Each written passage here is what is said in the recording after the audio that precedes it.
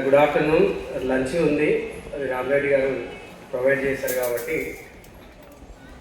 ఒక 15-20 నిమిషాలు అయినా లంచ్ చేసి వెళ్ళచ్చు. జనరల్గా ఒక 11 years జర్నీ చేస్తున్నాను నేను. ఒక చిన్న చిన్న క్లిప్స్ అంటే మనకి ఫస్ట్ ఇవాళ ప్రోగ్రామ్ అనుకున్నాం, మనందరం అనుకోవడం కాదు, మళ్ళీ ఇంకొక పార్ట్నర్తో జాయిన్ అయ్యారు. ఒక ఫౌండేషన్, ఆయనకు సమాజంలో హైదరాబాద్ చుట్టుపక్కల చాలా పేరుంది, వాల్యూ ఉంది. ఆయనతో మనం ప్రోగ్రామ్ అనుకొని గెస్ట్లను తీసుకొని ఇక్కడికి వచ్చినాం. సో జస్ట్ ఒక స్టేటస్ పెట్టినా నేను, అంతే. మనం ఇలా అనుకుంటున్నాం ఒక ప్రోగ్రామ్ అని. సో ఇక్కడికి వచ్చాము, అందరం వచ్చాము, గెస్ట్లో మనమే ఉన్నాం, ఒక నలుగురు కూడా లేరనుకోండి, ఎలా ఫీల్ అవుతారు మీరు? ఇప్పుడు మీరు ఈ 2 వాళ్ళు పట్టకుండా వచ్చినా నేను అలాగే ఫీల్ అవుతాను, ఒక్కరు వచ్చినా నేను అలాగే ఫీల్ అవుతాను. సో అంటే మనిషి తనకి ఏదైనా అనుకున్నట్టు ఎక్స్పెక్ట్ చేయకపోతే ఎమ్మటే డిసప్పాయింట్మెంట్ వస్తుంది. సో ఆ డిసప్పాయింట్మెంట్ అనేది ఎప్పుడైతే మన లోపల వస్తుందో అది మన శక్తిని అరేంజ్ చేస్తుంది. సో ఓపిక, డిసప్పాయింట్మెంట్ లేకపోవడం మనిషిని చాలా గొప్పగా, అంటే మీకు జస్ట్ కొంచెం షాంపిల్ చూశారు, పూజితను చూశారు, ఉదయం చూశారు.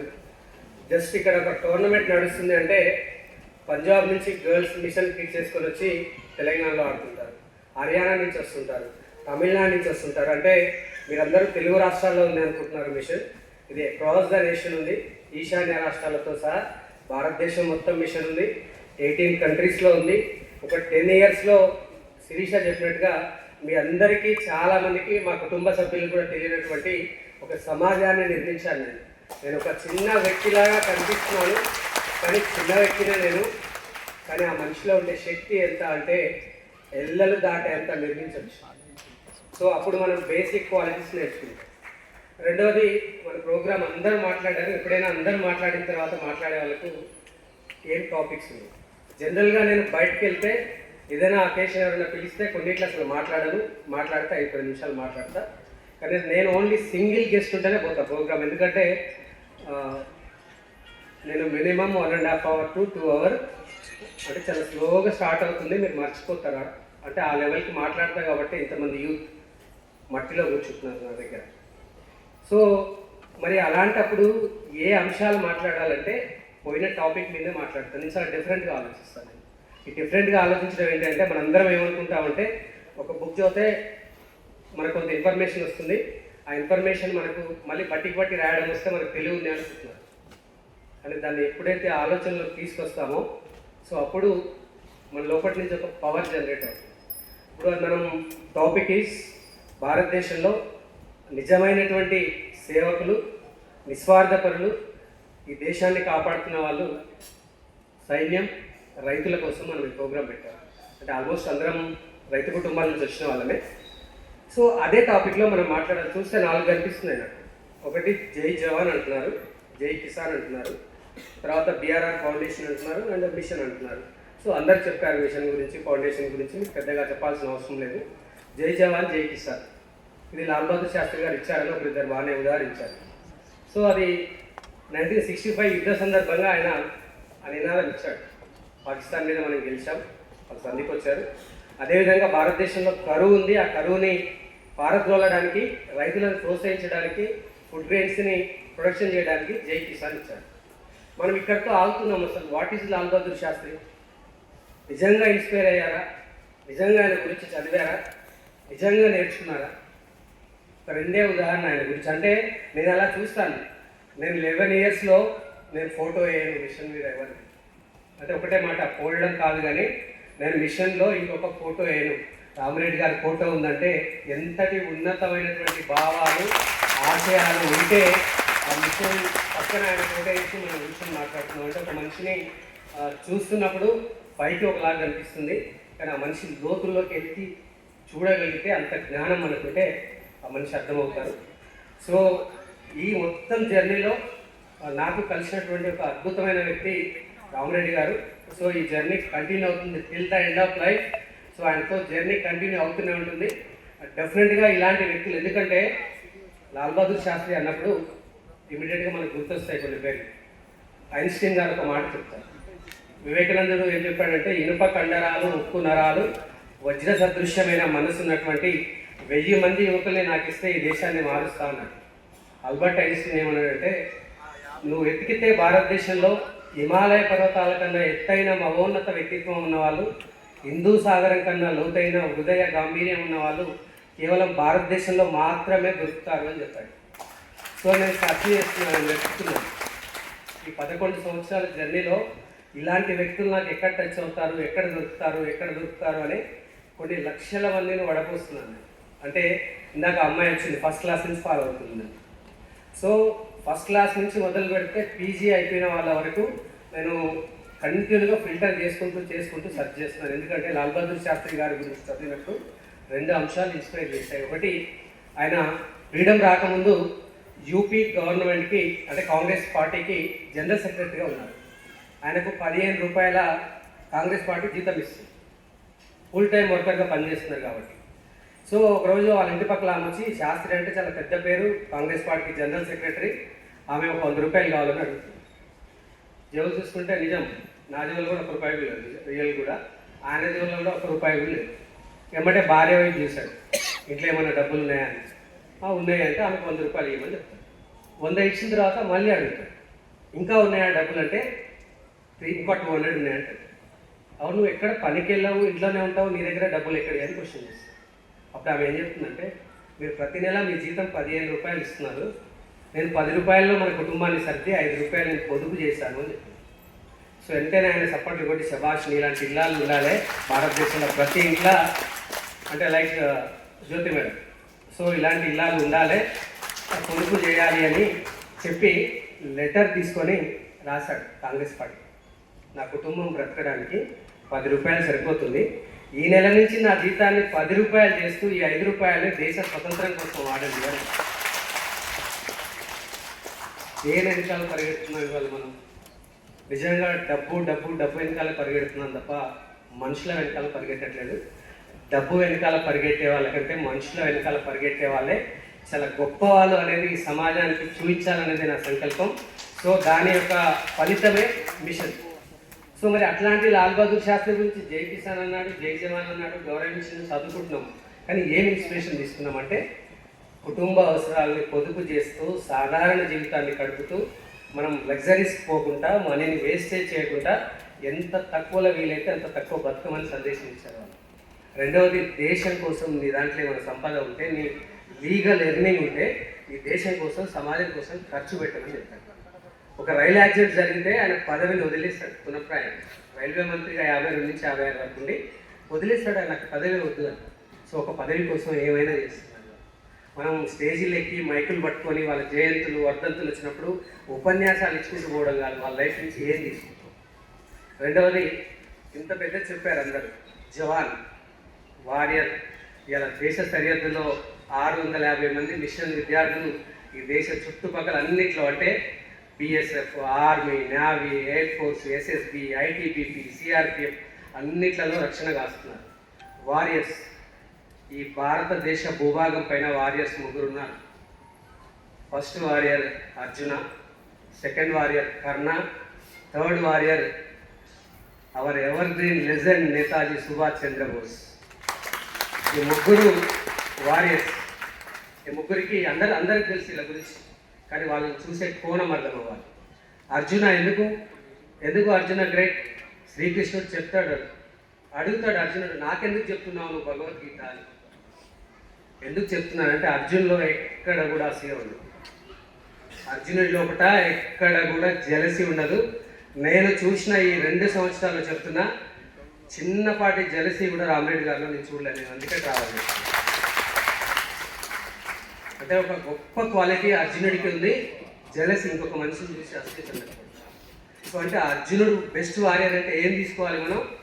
ఎవరిని చూసినా అసూయపడద్దు. ఇవాళ మనం చేస్తున్న ఫస్ట్ పని జెలసీ. ఆ జెలసీని ఓవర్కమ్ అయ్యే శక్తి ఉన్నప్పుడు భగవంతుడు మనకి ఏం చెప్పాలో అవన్నీ చెప్తాడు. అది ఏ రిలీజియన్ అయినా, నువ్వు ఏ నమ్మకాన్ని నమ్మే.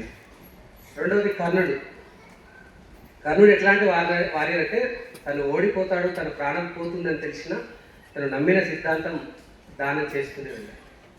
అంటే ఒక సిద్ధాంతాన్ని నువ్వు నమ్మితే నువ్వు చివరి వరకు దాంతో కొనసాగాలి, వాళ్ళే నిజమైన వారియర్స్. మూడవది నేతాజీ సుభాష్ చంద్రబోస్. ఇండియన్ నేషనల్ ఆర్మీని నిర్మించి సాయుధ పోరాటం ద్వారా భారతదేశానికి స్వతంత్రం తేవాలని కలలు గని అండమాన్ నికోబార్ దీవుల వరకు ఆక్రమించుకొని వాటికి ఆజాద్ దీవులుగా పేరు పెట్టాడు. బట్ బ్యాడ్ లక్, జపాన్ పైన అణుబాంబులు పోయడం, జపాన్ లొంగిపోవడంతో సో మళ్ళీ ఇంగ్లాండ్ గెలవడంతో ఆయన కళ నెరవేరలేదు. ఆయన ఒక మీటింగ్ పెడతాడు. ఇండియన్ నేషనల్ ఆర్మీలో 60,000 జవాన్స్ ఉంటారు. సో ఇవాళ భారతదేశంలో ఒక 10 మందికి మించి అందులో పేర్లు తెలియదు.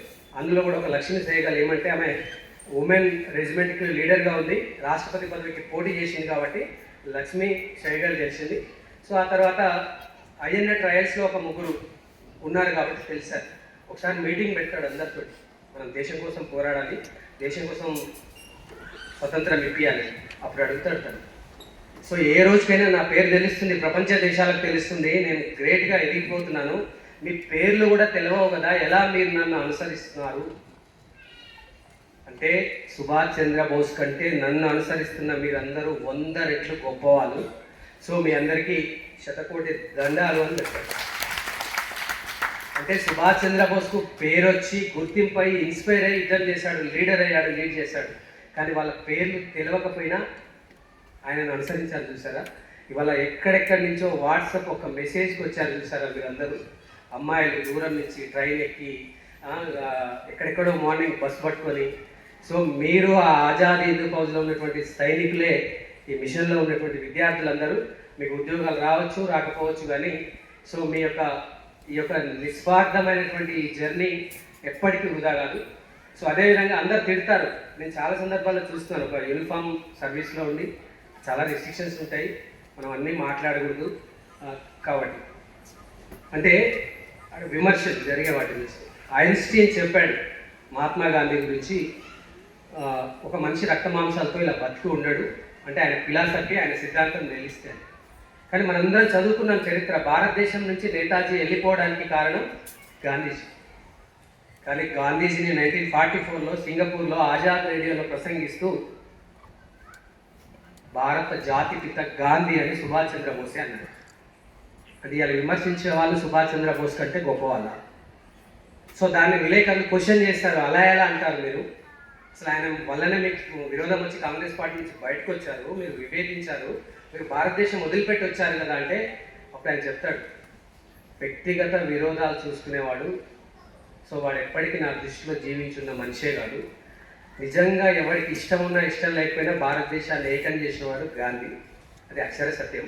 కాబట్టి అది ఆయనకే చెందుతుంది. కాబట్టి is the father of nation అని చెప్పాడు. మనం వారమో నెలలో 2 నెలలో సంవత్సరమో సాహసం చేస్తే చిన్న తేడా వస్తే అందరికంటే ఎక్కువ నెగిటివ్ చెప్పేది మనమే ఫస్ట్.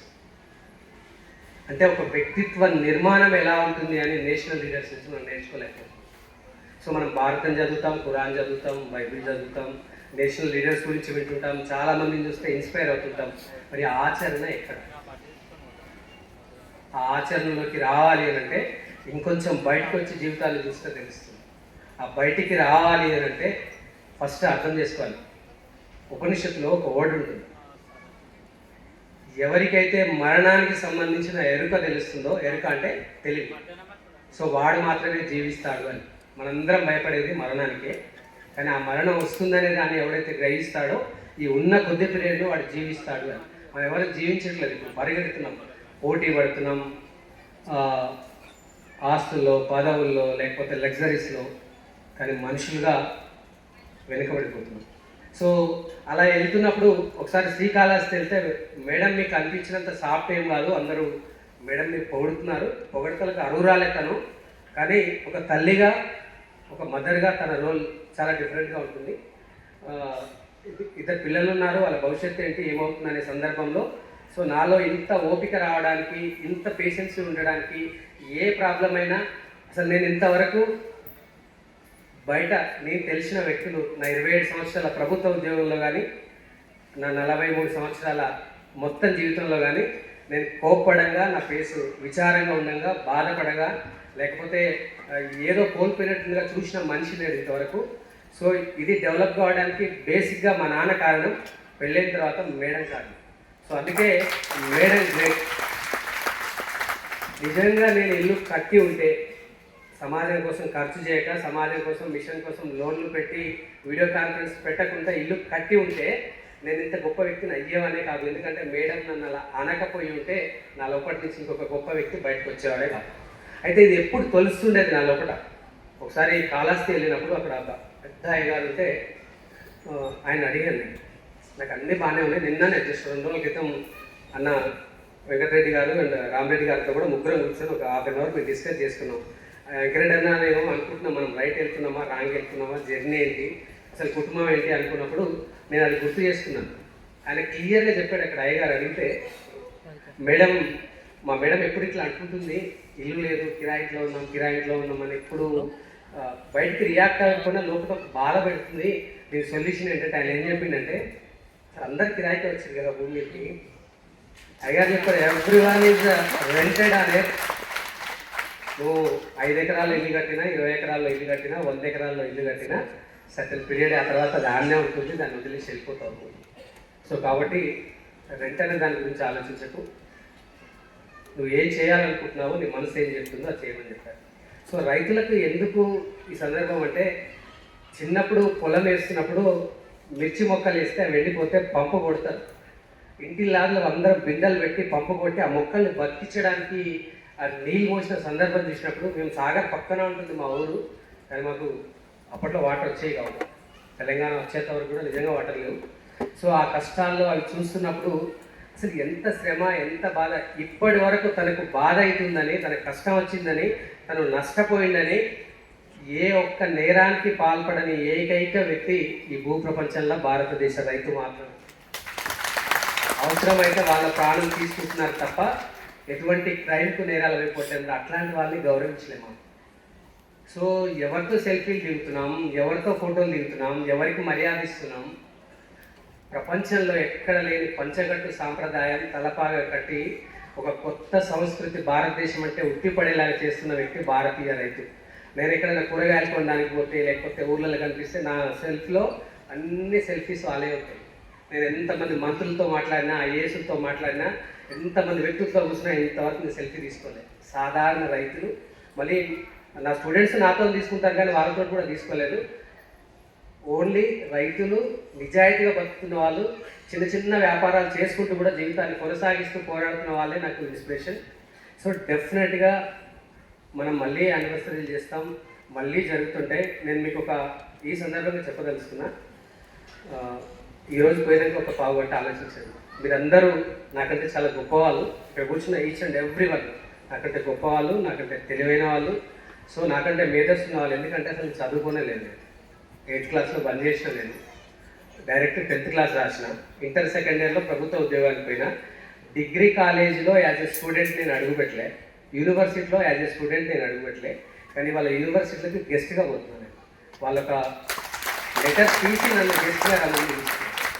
అంటే ఏ మాత్రం చదువుకొని ఫార్మల్ ఎడ్యుకేషన్ లేని నాలోనే ఇంత టాలెంట్ ఉంటే, ఇంత మేధస్సు ఉంటే, ఇంత ధైర్యం ఉంటే, మరి అన్నీ సక్రమంగా ఉన్నటువంటి మీ లోపల ఎంత ఉండాలి. సో డెఫినెట్గా వాటిపై ఎప్పుడైతే ఫోకస్ చేస్తారో మీకంటూ ఒక చరిత్ర లెక్కించుకొని పోతారు. సో అలా కాకుండా ఈ మళ్ళీ రవీంద్ర భారతి వదిలేసాం, బయటికి పోయాం, మన రొటీన్ లైఫ్ అనుకుంటే సో మళ్ళీ కొన్ని రోజులు, ఎందుకంటే కాల ప్రవాహంలో మనం ఎప్పటికీ నిల్వలేము, కొట్టుకుపోతాం. ఆ కాల ప్రవాహానికి ఎదురెళ్ళాలంటే సో డెఫినెట్గా ఆలోచించాలి. ఆలోచించిందని త్రికరణ శుద్ధి అంటారు కదా, సో అది డెఫినెట్గా చేయాలి. నేను మళ్ళీ చెప్తున్నా,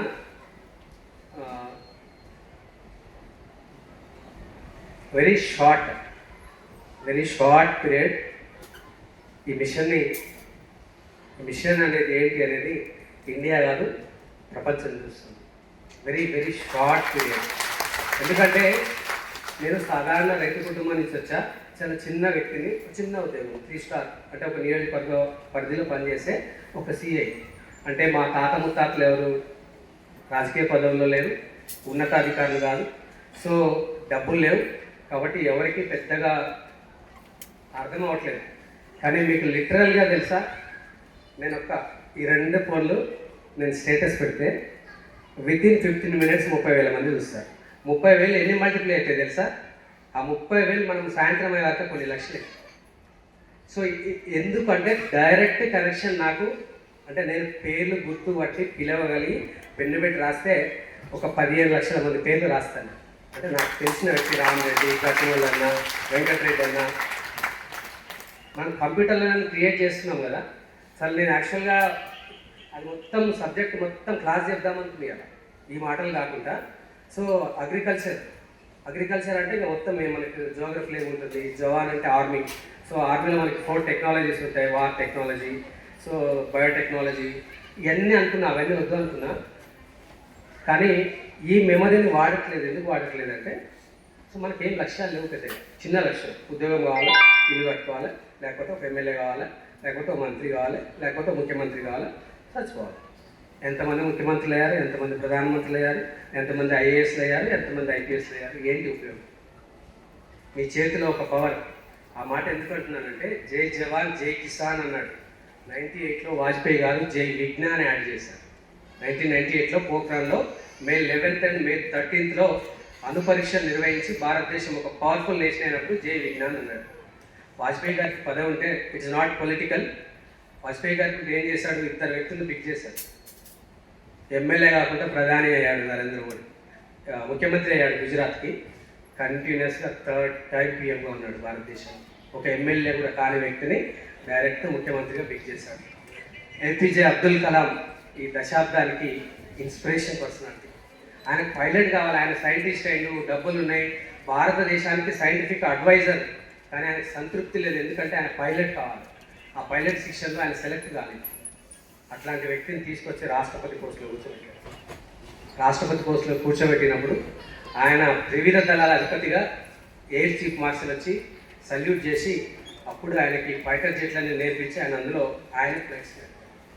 అంటే నీ చేతిలో ఉన్న పదవి కానిస్టేబులా, విఆర్ఓవా, సిఐయా, డిఎస్పీయా, ఎమ్మెల్యేవా, మంత్రివా, ముఖ్యమంత్రివా, ప్రధానమంత్రివా కాదు. నీ పరిపాలనలో ఉన్నప్పుడు నిజమైన వ్యక్తుల్ని ఎంతమందిని నువ్వు పిక్ చేస్తున్నావు, ఎంతమందికి ఆపర్చునిటీస్ ఇస్తున్నావు, ఎంతమందికి అవకాశాన్ని ఇస్తున్నావు. సో అలా లేనప్పుడు వాళ్ళందరినీ మర్చిపోతారు. యాజ్ ఎ వ్యక్తిగా మనం బ్రతికినప్పుడు కూడా ఒక స్మైలీ లేవా, నీ పక్క వాడిని మందలించలేవా, కష్టంలో ఉంటే బాధలో ఉంటే ఒక 10 నిమిషాలు టైం కేటాయించి ఓదార్చలేవా. సో అప్పుడు తప్పులు ఎత్తుతారు. నేను చూశాను రీసెంట్గా 2-3 ఇన్సిడెంట్ చూశాను. పైకి పోయి ఏమో చెప్తున్నారు, అయ్యయ్యో ఇట్లా జరగకూడదు, ఇది తప్పు, చాలా బాధ అవుతుంది. నేను బయటకు వచ్చేమో వాళ్ళు తప్పులు మాట్లాడు. సో జంతువులకు మనకి ఏంటంటే తేడా. అందుకే అగ్రికల్చర్లో కల్చర్ ఉంది, ఆ కల్చర్ని డెవలప్ చేయాలి తప్పకుండా. సో ఇందులో జర్నీ చేస్తున్న వాళ్ళ జన్మంతా ధన్యం. తప్పకుండా మనందరం అనుకుంటే దీన్ని మార్చవచ్చు. ఎవరు శాశ్వతం కాదు. మీరందరూ సాఫ్ట్ స్మైల్, ఎప్పుడు నిదానంగా ఓపికగా కనిపిస్తా. కానీ మీ అందరికి తెలియని విషయం ఏంటంటే, నిజమైన ధైర్యవంతులు అట్లే ఉంటారు.